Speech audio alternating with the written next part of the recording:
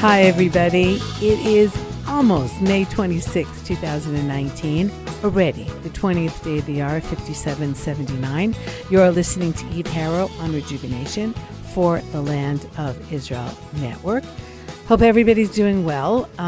This is going to be just like a little catch-up schmooze with you guys because I've been doing some interviews and then some of the things that I want to say just gets pushed out. And so I'm going to just take a few minutes today to just fill you in with what's been going on in my life and in my brain for the last couple of weeks. Some unpaid public service announcements first so that I don't forget. In 2 weeks, we're going to have, meaning the network, is going to have what I hope is a marvelous Shavuot weekend at the Mount Zion Hotel. If you're going to be in Israel, if you're going to be in Jerusalem, and you want to stay at the hotel, there's just a few rooms left. But if you're going to be in the city and don't need a place to stay, you can certainly join us for some or all of the programming. You can write to me, eve@thelandofisrael.com, if you haven't gotten an email about it, and happy to pass your information along. I will be on Sunday, which is Shavuot.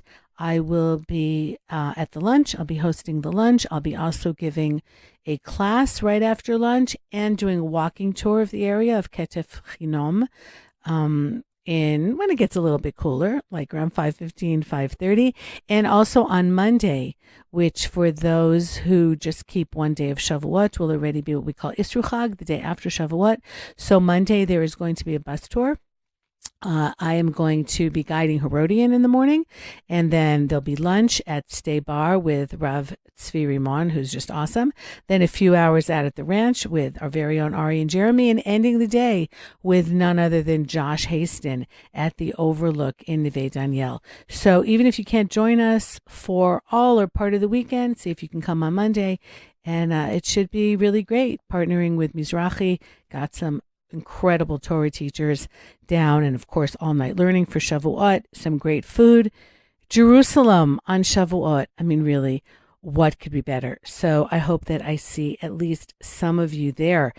Speaking of Mizrahi, just 3 weeks ago I was in the States in Merrick, Long Island for the Mizrahi Shabbat after Pesach, and that was really a wonderful weekend. I want to just give a public shout out and thank you to the synagogue Ohev Shalom. Had a beautiful Shabbat.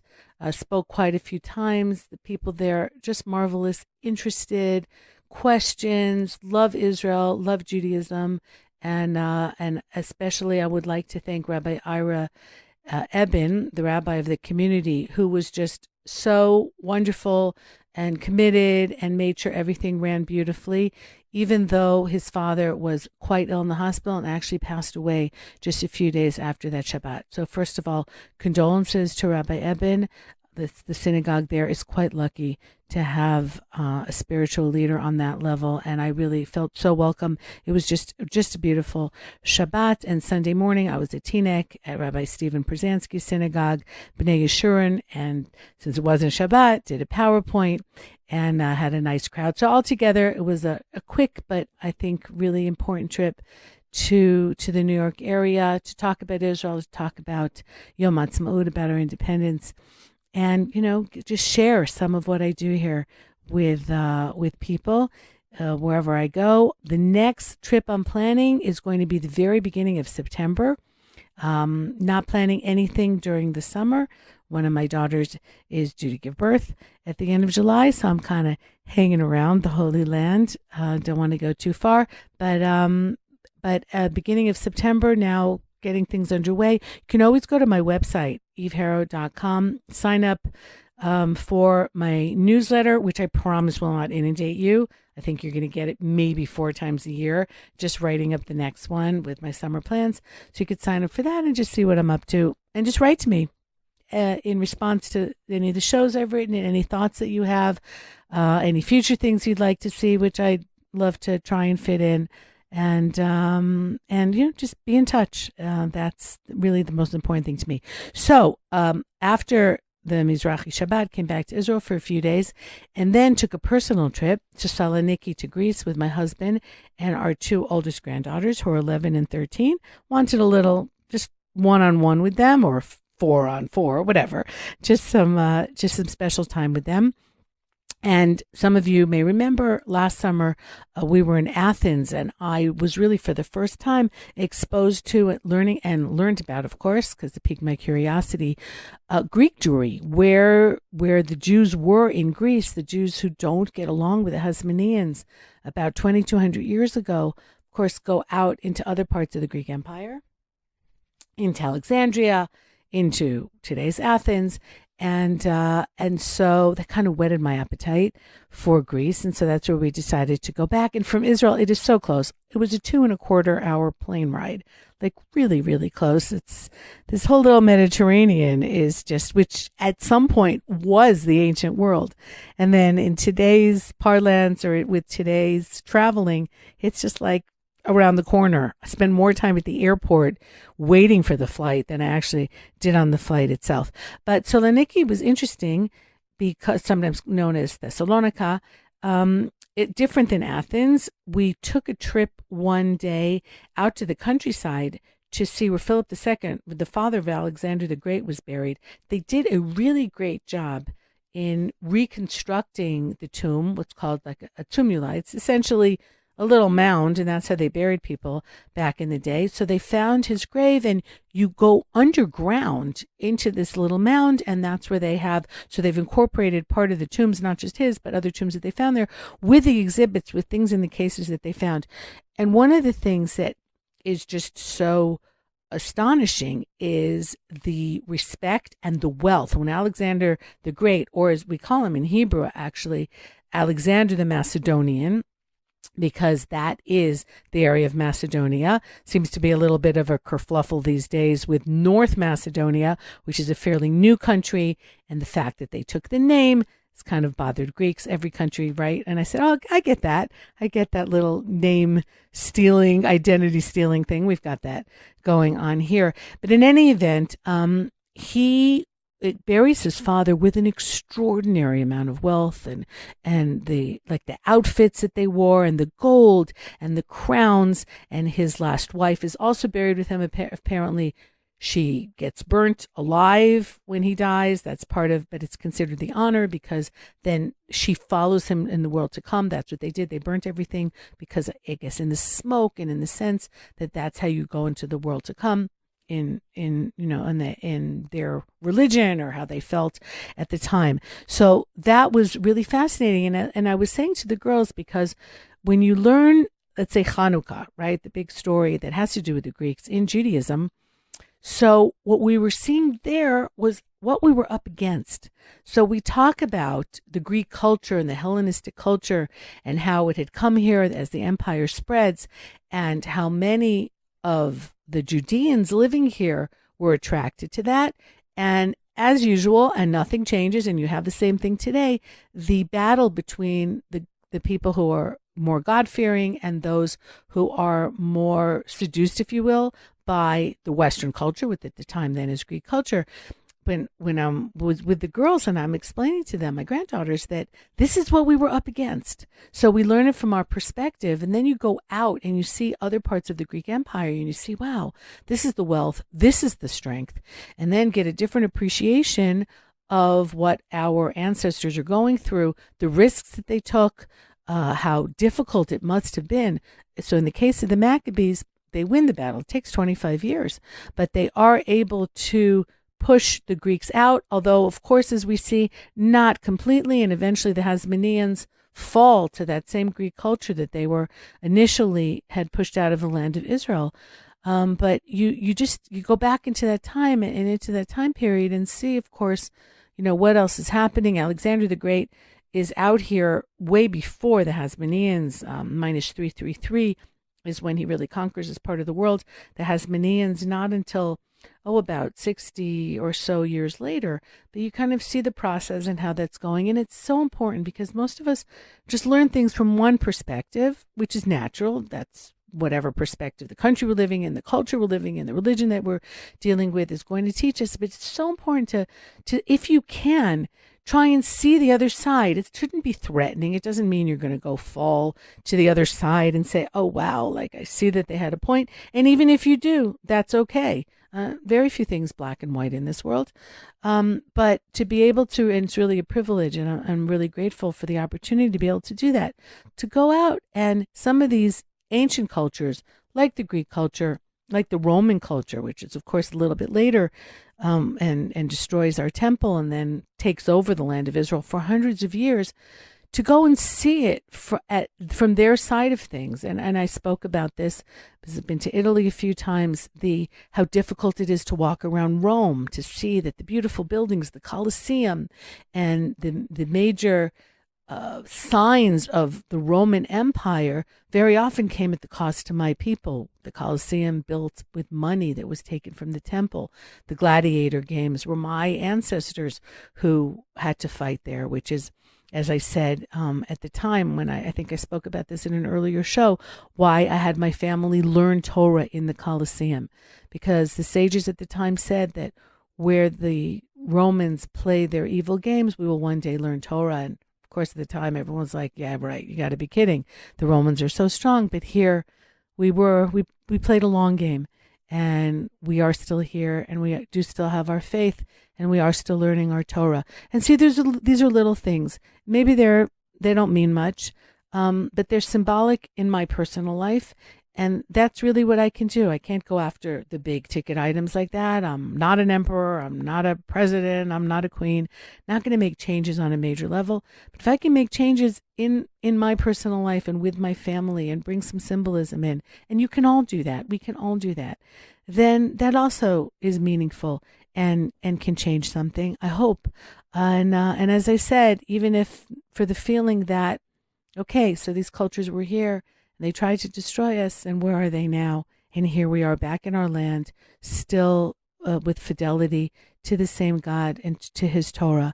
And those are the things that, when situations get rough, need to keep us through. So that was fascinating in terms of Saloniki and Macedonia and Alexander the Great.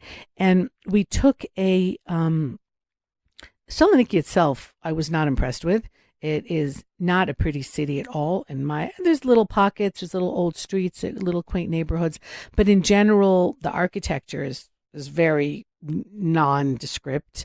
And before they got a hold of themselves, and apparently, they took down a lot of their beautiful buildings. And what you see there is not impressive. And also what's very distressing, and the same thing I had seen in Athens, was graffiti everywhere. And it made me think about New York, and how a few years ago they really cleaned up New York and took the graffiti off the subways, and crime went down. And I could see that, because you have this graffiti, and you have, there are some really artistic things, but most of them are just scrawling, and even in the parks where the kids play, 4-letter words all over the swings and the slides. And it just really gives a sense of, and it's not true, but it gives a sense of the whole city being a slum, or just the whole city being a place where people don't really care, where no one's in control, where anybody with a spray paint can just go and deface anything they want. And it's very unsettling. Saw the same thing in Athens. The explanation that we got in Athens, I don't know if it's the same for Saloniki, is that the leaders, when the Greek economy pretty much tanked about 10 years ago, and they still haven't come out of it, they're hoping. But just as a segue, the guy that I hired to drive our van to take us out to the countryside one day, is like, I think he's like a chemical engineer. He's some kind of engineer, but the company closed, and now he's driving for a living. So you could see that they're still not where they want to be, and the economy still hasn't recovered. A lot of the young people have left the country, and it's really still trying to pull its way out of that. But we were told that part of the reason for the graffiti is to give the young people a place to vent. And if they're spray painting buildings, then they won't riot, or they won't show how upset they are in other ways. So maybe that's true, but it doesn't seem to have. It doesn't draw you in, and it doesn't seem to leave you with the feeling of, again, that this place, somebody's in charge of this place. So that was upsetting. That we had a Jewish tour one day, an all-day tour, and that was really very, very sobering. The history of Saloniki, there's an old Jewish history there. Jews there since the time where there is a Greek Empire, Jews going there. You have Jews that also came there from Ashkenaz during the Crusades. The Jews who were having a rough time of it, let's say in France, came there. Later on, especially during the Inquisition, you have a lot of Jews who are fleeing the Inquisition in the Iberian Peninsula who also come there. At different points in its history, Jews were the majority of the population in Saloniki. As recently as the last century, close to 70%. Ben Gurion goes there. The port was so so many Jews worked in the port of Saloniki that it was closed on Shabbat. And Ben Gurion went there in the late 1930s. He wanted to build the ports of Haifa and of Tel Aviv here in the land of Israel, and he went to look for Jews who know how to build and work at ports. And so he went to Saloniki. Some of the Jews didn't want to come to the land of Israel. The Arabs were rioting. Imagine, in the 30s, before settlements, before the state of Israel, the Arabs here have pogroms, 1929, massive pogroms, 1936 to 1939, rioting, killing Jews. Has nothing to do with anything that you've been told. It's obviously clearly a religious war. This is not about land. That's for a different time, a different show. But anyhow, so some people wouldn't come with Ben Gurion. They were afraid. But a few thousand people did come with him. And they were saved from the Nazis because they were safe in the land of Israel. One of the points to ponder, of a few that I'm going to be throwing out at you in the next few minutes, the Jews of Saloniki really hadn't suffered from anti-Semitism or from the Crusades, from a lot of things during the years. Fascinating history. Some of the things that I have learned over the years, the followers of Shabtai Tzvi, what we call Sabbatism in the 17th century, the false Messiah, many of them from there, 300 families, which at the time, when you talk about a family, you're talking about really a large extended family. It's like 10,000 people. And they built a mosque there because eventually, spoiler alert, Shabtai Tzvi ended up converting to Islam. Very charismatic person, said he was Messiah, ends up converting to Islam at the pain of death. And a lot of his followers follow him into Islam. And the mosque that is built in Saloniki, it is a mosque, but it also has Stars of David on it. And you can see that they're what they were called at the time was the Greek word for what we would call shawarma, which is meat that turns around on a spit. So the term was given to them because they turned around. So you could see that at the time when they were still in Saloniki, they were technically Muslims, but they were still doing a lot of things that were Jewish. What happens at some point, a few years later, I believe in the 18th century, there is a population exchange with Turkey. The Turkey expels Christians who go to Greece, and Greece sends over the Muslims from there, a population exchange, if you will, a religious population exchange, who go to Turkey. The Jews then, these Jews who had converted to Islam, then go to Turkey, and then they're completely lost, and there's no more even traces of Judaism there. They completely go into Islam. So if you're ever in Turkey, and they're definitely Jewish DNA sourced out ex-Jews among the population. So a lot of really, really interesting history. But where it, of course, ends is in 1943. The Nazis come there. And this is the highest rate, except for a small area of Lithuania. This is the highest percentage of Jews that are killed by the Nazis. 96% of the Jews of Salonika are murdered by the Nazis. Just an absolutely enormous number. And the guide that took us around that day, her family her father was one of the few people who did survive the camps. She gave us a few reasons for that. We went around. There was a small neighborhood that was built right near where the train station was for the Jews living in the port, many of whom were not wealthy at all. Many of the Jews there were poor. There was a massive fire in 1917, which burnt a large part of the city, and many of the Jewish homes were burnt, and a lot of the Jews were left homeless. And so this little neighborhood was built for them. A couple of neighborhoods were built for them, so they would have a place to live. Apropos, of course, connecting with the fires that we had here in Israel on Thursday and on Friday, where a good part of Mevo Modi'in, of the community, the Karlibach community, I think 40 out of the 50 homes there were burnt down, and a kibbutz was burnt. So, and it's just devastating, and people are already collecting money and doing things to help these people rebuild their homes and at least have some clothes now or get back on their feet. A lot of people that I know people who live there, and there's just a tremendous wave of support. But these fires, even today, when we have modern firefighting equipment, and a lot of countries around here, including Greece, sent in equipment and planes to help Israel fight the fires. Egypt also, Croatia, we really got some help from a lot of the neighbors around here, as Israel gives help when needed, and that's so important. But these fires can be just devastating and totally destroy not just homes, but can really destroy civilizations. It's one of the theories of how the Bronze Age ended and the Iron Age began in the Mediterranean area were droughts and famine and fires. So, and anybody who lived in London or knows the history of London, of course, or of San Francisco, just to name two places where fires really devastated things. So here we had that in Israel. Thank God, no loss of life. But in Saloniki, they had that in 1917, and many of the Jews lost their homes and were living in these little neighborhoods. So one of the neighborhoods is near the train station. And there was kind of a perfect storm of terrible things that happened. One of them was the rabbi at the time, who was a Nazi collaborator and who said to the Jews, you shouldn't worry, you're just going to get resettled. And so nobody's guard was up, and they were kind of lulled into feeling that it was okay to go where the Germans said to go. And that, of course, was a horrific thing that he did. He ends up surviving the war, but dying of typhus, apparently, just a little bit after World War II was over. Another thing that also led to such a high percentage of Jews being killed is that their families were very close-knit. And as a result, people who might have been able to escape earlier did not. They stayed together. And of course, until it was too late. Did the neighbors help? Well, there were some righteous Gentiles in Greece. We learned about that actually last year when we were in the area of Athens about Christians who took the Jews up into the hills and hid them, really at the risk of their own lives. Not so much in Saloniki.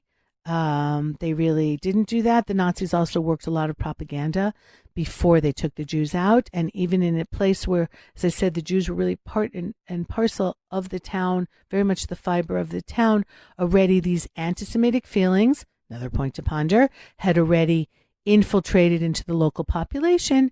And so they weren't as quick, perhaps, to help as they might have been a few years earlier. Another thing that wasn't good for them is that they only spoke one language. They spoke Ladino, which is a mix of Greek and of Hebrew, kind of a personal language for the Jews. But as a result, when the Nazis took them to the camps, they couldn't understand what the Nazis were saying. They couldn't understand the orders. They didn't know what was going on. And so they were of no use to the Nazis in terms of slave labor. So they killed many of them.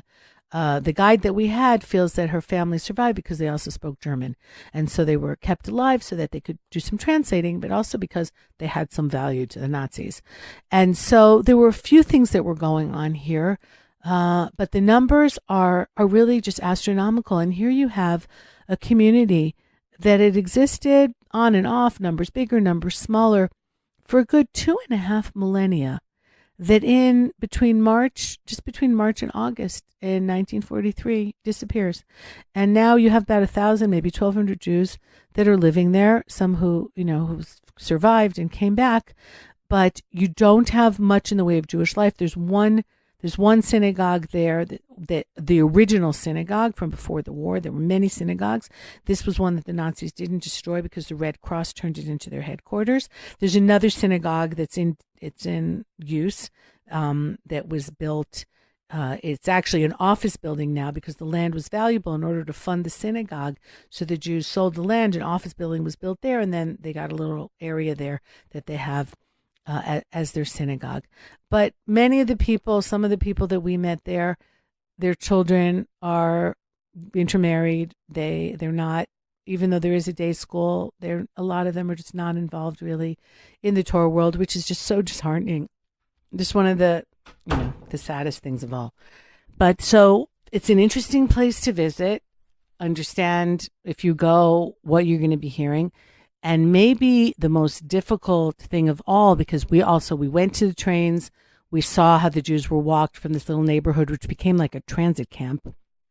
And then By the time they get on the trains, which are, of course, are just cattle cars, they're realizing they're not just being transported and something terrible is going on here, but they can't. It's too late to escape. And so the trains are there, and you see the tracks, and you see the proximity, and there's plaques up, and you understand, what their last moments in Saloniki were like. That's really the only time that day that I broke down, because I said to one of my granddaughters, so if we had been here, I would have told you to run fast, run far. Never forget that you're a Jew. Tell everybody what happened here. And so just thinking about possibly a situation just like that in that same scenario, but it was too late to run, or it was too hard to run, or whatever it is, and they all go to their deaths together. But you see the signs around everywhere you go. Even if you just take a regular walking tour in Saloniki, there's signs everywhere. This is where the Jews had this, and this is where there was a store. And really, really, like I said before, part of the fiber of the town. But then we went to Aristotle University, which the campus is on, and there's another university there too. The campus is about 80 football fields. It's an enormous campus. And it's built on the ancient Jewish graveyard of close to 350,000 graves. We're not talking about Holocaust graves because they're not buried. These are the many, many, many centuries of Jews that lived there and that were buried there. And the Nazis apparently gave the Jews 6 days to move the cemetery to reinter, which is ridiculous, and that's nothing. And obviously they weren't able to do that. The rest of the work of this ethnic cleansing, because there's no other word for it, was done after the war, and not by the Nazis, but by the locals. Apparently there are buildings all over Saloniki that their floors are made out of Jewish gravestones, just piled up everywhere. So we went there. There's one grave that's left, and that's it. And you look around this campus and the students and the buildings, and all of it is built on desecrated cemetery of Jews.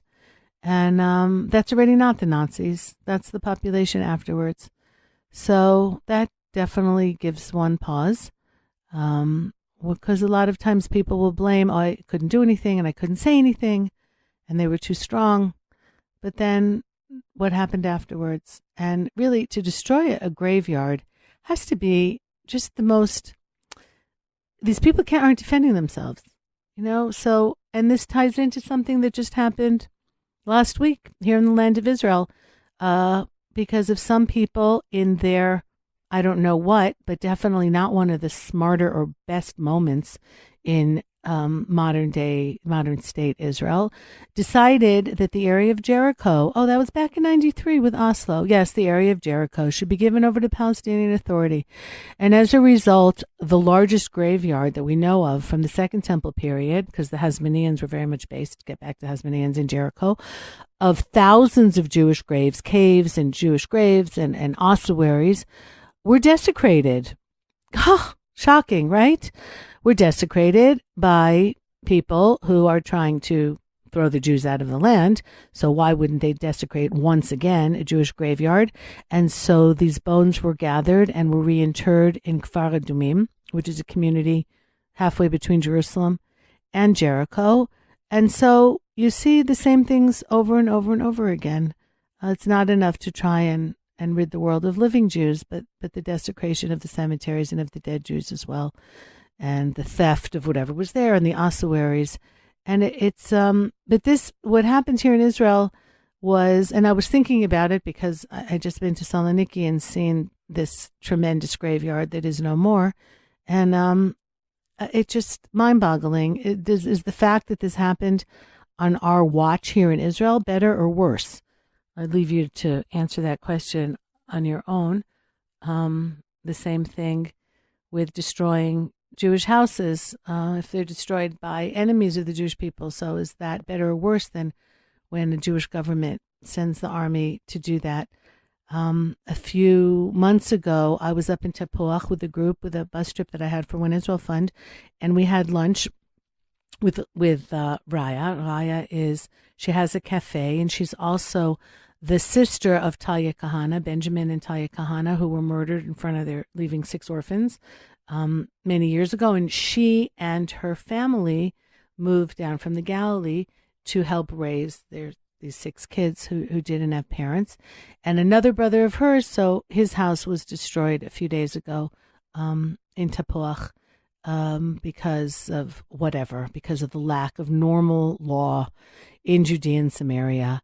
And even though we've been promised that Jewish homes won't be destroyed anymore, so there went that. And so it's fascinating to go out of the country. It's fascinating to see other cultures, to see where my people were, how my people survived or didn't survive in different places. And then to come home to an incredible country, strong country, a country with a great future, but a country that still needs a little tweaking. And to understand that is to also understand the responsibility that we all who are alive in this time period have, that certain mistakes have been made, but maybe we shouldn't keep making them. And sometimes you can't blame your enemies. Sometimes you need to look in the mirror or look around you and say, no, the buck really does stop here. And there's things that we need to sort out and priorities that we have to get in order, to keep this whole thing going. So as usual, my brain worrying with it, WHIRRING, about the past, about the present, about the future, about the lessons that we can learn from history, the good things, the bad things, the leadership, both religious and non, and where the rabbi of Saloniki completely failed his people in the early 1940s, and would they have still gone to their deaths? Maybe, but maybe some of them would have been saved. And so that was a tremendously painful thing to learn about. And we have to just really, really, really learn from history and try to not do that again, to connect the dots again. So I'm very, very grateful that I have the opportunity to go to these places, to learn the lessons there, to bring them back to home, and always weave them, integrate them into my guiding to get a greater understanding of what's happened, and how we can make sure that the future is definitely better than the past. So that's it for now. I'm tired. I'm gonna go to sleep. Have a long week ahead of me. Thank you all for listening, and love again. Like I said, to get your feedback, Eve at the Land of Israel. And I hope to see some of you, like I said, in a couple of weeks or at some point when you come through to Israel. So take care, everybody. Thanks to Ben and to Tabitha and everybody who keeps the Land of Israel network going, because it's not easy, and it's a really important thing to do. And I'm just very privileged to be able to have a platform for the things that run through my brain. So have a wonderful week, everybody. Drink a lot. Let's keep those, hopefully we're done with the fires here. And the time of the Omer, and the time of the farmers, between the hail and the fires, this is a very, very difficult time, especially for the harvesters of the grains, and the weather, and it just doesn't make it easy. You work all winter on your fields, and then in half an hour of a fire or of a hailstorm or whatever it is, or of a dust storm or of the tremendous heat wave, it can all be lost. And that's where you realize your connection to God. And because we see Him, we see Hashem, both in history, which I've discussed, and in nature. And to respect that and to work with that and pray that it's good and that all these things happen in their time. So that's enough for now. Eve Harrow, Rejuvenation on the Land of Israel Network. Take care, everybody. Goodbye for now.